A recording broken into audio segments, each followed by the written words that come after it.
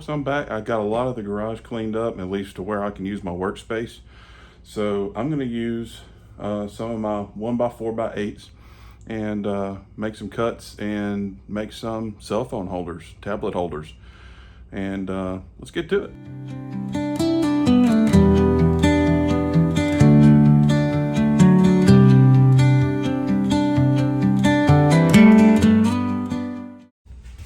Well, now we're back over here at my glue up finishing stand. So I cut these at 10 inches and a 30-degree miter on one end. I made two of them, making two different holders. So we've got those two, and I cut just two regular 4.5 inches actually for the leg and stand part of it. And what we're going to do is we're going to go to the bandsaw and cut out the slots for these to fit into each other. I'm so much of a novice that I can't remember what that joint is called. I'm sure all you woodworking professionals out there know exactly what it is. Me, I just call it a slot because I'm a big dumb idiot. And yes, you know, I do know I'm a big man. I know I'm overweight. Y'all ain't gotta tell me. My scale tells me every time I get on it. Cusses me out. But funnily enough, I used to be close to 400 pounds. And I mean dang close, like knocking on the door, licking the doorbell kind of close. And I gained all that weight because I was down from having the back surgeries and back issues and whatnot. And I've lost 80 pounds. So, and I gained about 10 or 15 back because of the holidays. So yeah, thanks a lot. You know, Christmas calories don't count in my butt. So yeah, I know I'm a big guy. I don't need to hear it. I don't need any negative comments. I do have a lot of muscle mass. Unfortunately, it's in reserve and doesn't get used much anymore. So when I said on, I think it was on Daniel's live stream or something a few nights ago, that I'm built like Wreck-It Ralph, I wasn't kidding. I'm built like Wreck-It Ralph. I actually made a Halloween costume of me as Wreck-It Ralph and got the overalls, the hero medallion, all of it. And I built that, and I made my daughter, she was 7 or 8 at the time, I made her the Vanellope costume, and we went out trick-or-treating. I used to dress up with my kid all the time. So anyway, there's that. So yeah, I know I'm a big dude. I've been a big dude my entire life. My wife loves it, so I'm good with that. Let's go to the bandsaw. So the first thing we're gonna do, we're gonna measure up 2 inches from the 30-degree mitered end, and that's gonna be our base cut. So I mean, you can go in from whichever side you want. It really doesn't matter. Just make sure that you're doing it on the correct side of the other piece. Lap joint, is that the name of lap joint? Hell, I can't remember. I'll look it up later. So from there, come up 2 inches, and we're going to come in halfway into our board. So these are 1x4x8s from Lowe's. They measure roughly 3/8. So we're going to be, what was that, 1 7/8? That sounds about right. So we'll go to 1 7/8, and the thickness of our board, because we want it to be snug and we probably want to sneak up on it. The thickness of the board, you just lay the other piece on top and just pencil it in there, and there you have your marks. There's my halfway point in between, and there's my other marks for those cuts.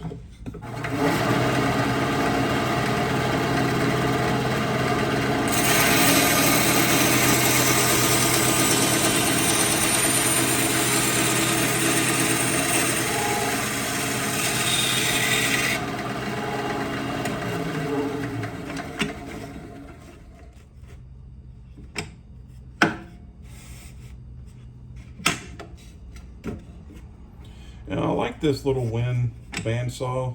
Like I said in a previous video, I've played with bandsaws a lot growing up. So you know, it's good for what I need it for small woodworking projects for sure.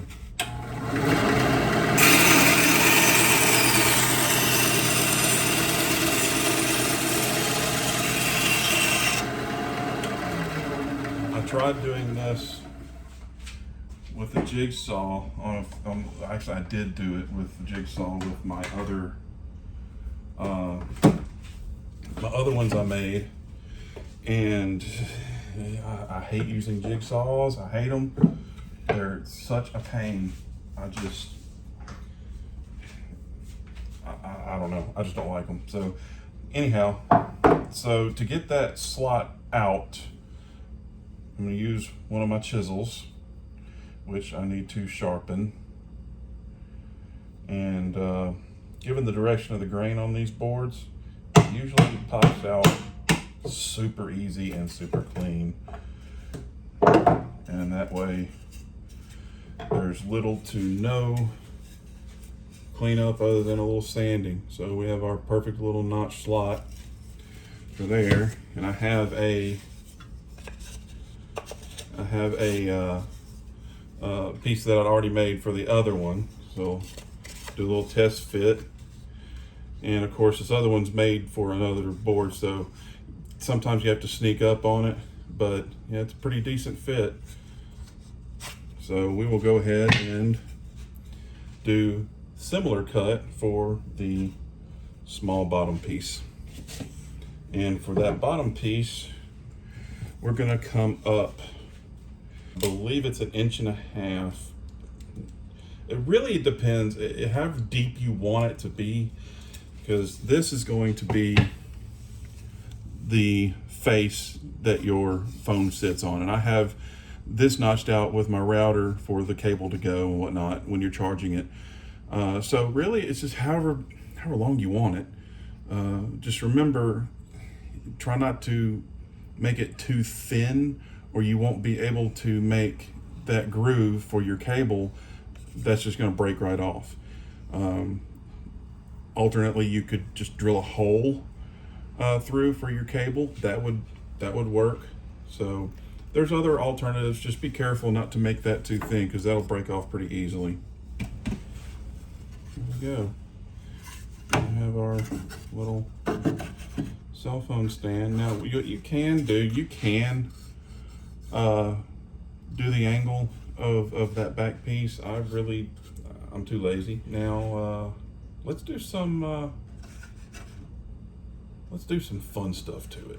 Let's do some customization. So folks, I'm gonna change out the router bit on my router. I'm gonna do some routing on the edges of this cell phone holder. Now, I've seen other people change out their router bits without taking the battery out. Don't do that. Take that battery out. Don't be stupid. That's my advice for the day, my Bice advice. Don't be an idiot. You can't afford it. None of us can afford it. In this economy, you can't afford to be stupid. It's too expensive. It really is. Take it from me. Hospital bills ain't no joke. Let's see. Which do we want to use? Do I want to use a Roman Ogie, or do I want to use a Coven bead? I really love the Coven bead. Chamfer's too boring. Yeah, let's do the 1/8 inch Coven bead. That's always my favorite.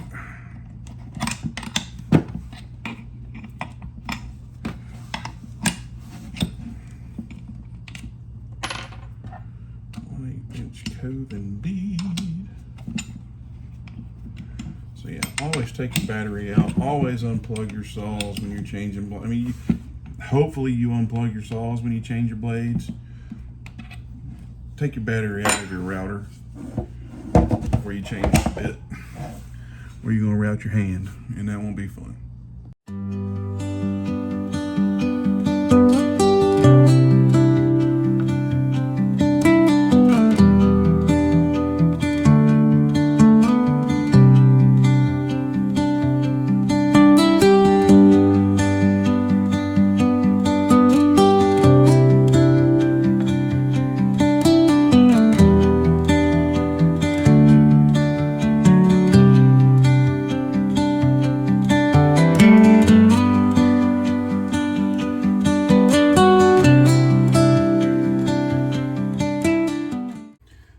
So I made a bit of a boo-boo. The other piece, I drilled the holes through. I had done the routing around the edges, and not going to do that again. It snapped. It broke. Pine's not the strongest wood as it is anyway, so I just used my other one. We're just going to do it like this, and now I've sanded it after I have brazed it with the torch. So now I'm going to add walnut finish, walnut stain.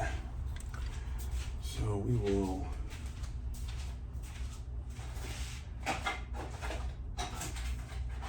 There's my hooker.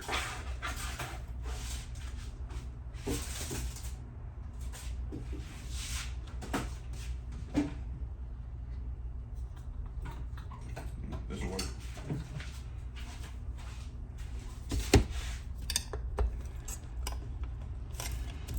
But first, and I've had someone tell me that this stuff is worthless. Well, I beg to differ. Because, and I'm talking about the pre-stained wood conditioner. On hardwoods, I have found that it is kind of pointless. On softer woods, like pine, it does help. I have noticed the difference. I've used it on like the same cut of wood. It does help with the blotchiness. It's not necessary. I'm nitpicky when it comes to that stuff. And it doesn't take much. It's just a little bit goes a long way. I don't like this brush. A little bit goes a long way. There's the brush I like to use for that.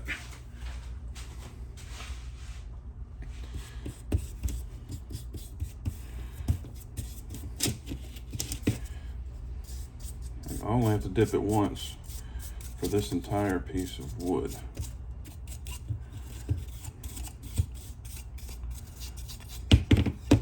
It helps with the blotchiness. It helps with the uneven coating. You don't have to use it. Like I said, it's not necessary. And I do like to use it, especially with my wood burnings. Because it helps bring out the glossiness of the burn, as you can kind of see what's happening with this piece here that I've toasted, or as Daniel likes to say, sugar boogied. And that's Daniel from Bearded Viking Woodworks, folks. In case you've never watched him, I highly recommend you go and watch him. If you happen to stumble across me without seeing him first, I will probably never see you again. He's that good. Like I've said before, I'm a novice. I am by no means a master craft wood craftsman at all. My background is actually engineering. I went to school for engineering at Christian Brothers. I moved over to the business side once I got to calculus 3, differential equations, and all that stuff, and I was fed up with it. So moved over to the business school, got my business degree, Went back a few years later, got my MBA. I was working 60, 70 hours a week. Going back and getting my MBA while being a single father with primary custody. And my goal was to graduate with a 4.0 GPA. And guess what? I did it. I busted my butt for 2.5 years. And I graduated with a 4.0 GPA. Pretty proud of that. All right, we're going with our black walnut finish. Gosh, it's so pretty. I love it. So yeah, that's my background. I was an engineer for a while, engineering supervisor. I worked in automotive for a long time. I had a lot of fun doing it. I definitely enjoyed the engineering more than the automotive. The automotive was so hectic and so demanding. If you didn't live and breathe for that company, then you were useless and they didn't want you. Because I remember as a supervisor on salary, working 70, sometimes 80 hours a week. Of course, you don't get overtime as a salaried supervisor. And yeah, not very fun. And while I wasn't at work, I was still on call. And during the night, since I was a second shift supervisor, I had to answer the phone in case there were any breakdowns or issues from customers. So most nights I would sleep with the laptop open and logged into the systems. And I'd say about 50-60% of the time I'd get a phone call, get woken up in the middle of the night. So sleep was a rare commodity back then. All right, so we've got that all coated with the stain. All right. I will go put this in my, clean that with my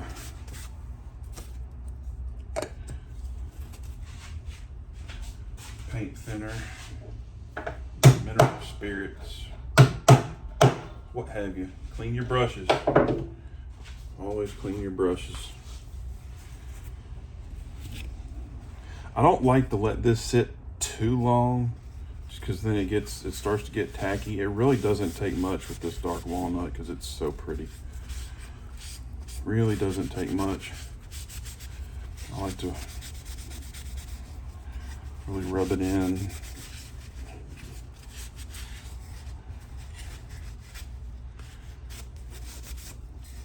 My other favorite color stain is gunstock, which is what I use on most of my other things, like my wood burnings and such.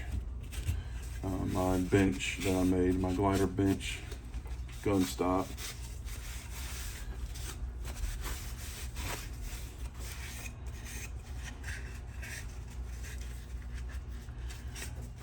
And, you know, like I said earlier with that other piece breaking on me, you know, that kind of stuff happens. Sometimes you got to fiddle around. I was trying something new and it doesn't work. Doesn't work. It's just not enough wood left after doing that. So here we have our dark walnut.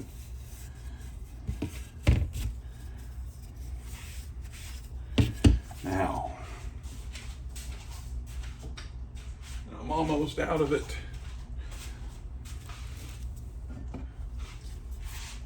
As again, I keep referencing him because he's the best. Daniel with Bearded Viking, the shellac for or finish for dummies, shellac. He likes to call it shellac-a-lacka.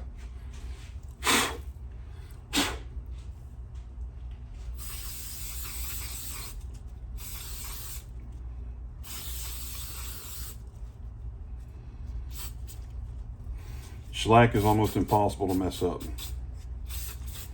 Seriously, I mean, you can't. It's almost impossible to mess up.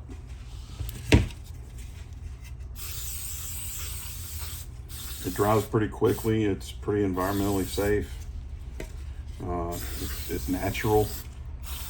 Not a whole lot of crazy chemicals. Now lacquer, you kind of want to be careful with. Shellac,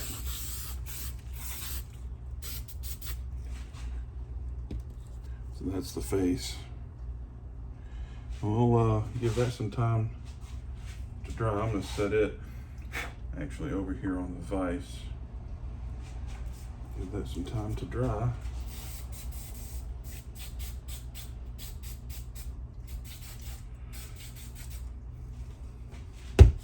And we'll be back to check her out in a bit. And here we have our finished product. This is our walnut cell phone tablet stand. Take it apart, slide it in a drawer. When you're done with it, it should last you forever. This is very beginner friendly, very easy to do. If it wasn't easy to do, I probably wouldn't be able to do it. The way I see it, if I can do it, you can do it. So get out there and try something new, make something beautiful. I appreciate everybody. I hope you have a wonderful day and take care.